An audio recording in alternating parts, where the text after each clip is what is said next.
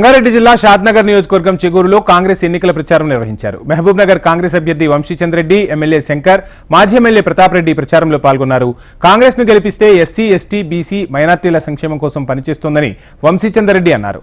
దేశంలో 10 ఏళ్లు అధికారంలో ఉన్న బీజేపీ పార్టీ ఏం చేసిందని ప్రశ్నించారు. బీజేపీ పాలనతో యువత ఉద్యోగాలు లేక ఖాళీగా తిరుగుతున్నారని వంశీ మండిపడ్డారు. కాంగ్రెస్ అధికారంలోకి వచ్చాక డిగ్రీ చదివిన యువతీ యువకులకు ఉద్యోగ అవకాశాలు తప్పక కల్పిస్తామని వంశీచంద్రెడ్డి హామీ ఇచ్చారు.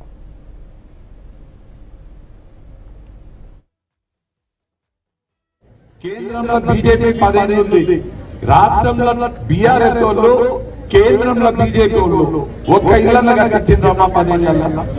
ఒక్క ఇల్లు బీఆర్ఎస్ వాడు, బీజేపీ వాడు మనకి ఇల్లులకి ఇబ్బంది పడుతుంటే నాటకాలు ఆడింది కానీ ఒక్క ఇల్లు కూడా కట్టలేదు.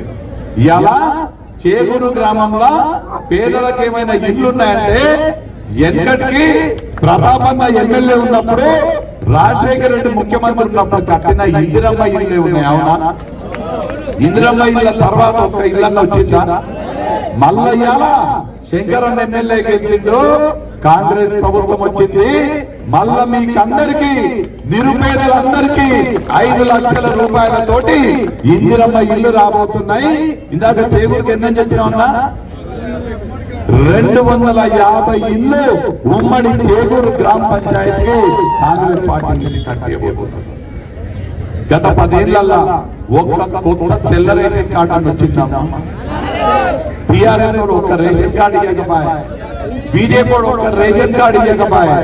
ఇవాళ 3 నెలలు అయింది. రేవంత్ రెడ్డి పాపం అంత తిప్పలు పడుతుండు, అంత కష్టపడుతుండు.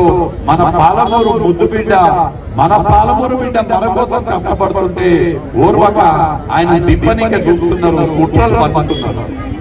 మన బిడ్డ ముఖ్యమంత్రి అయిండు.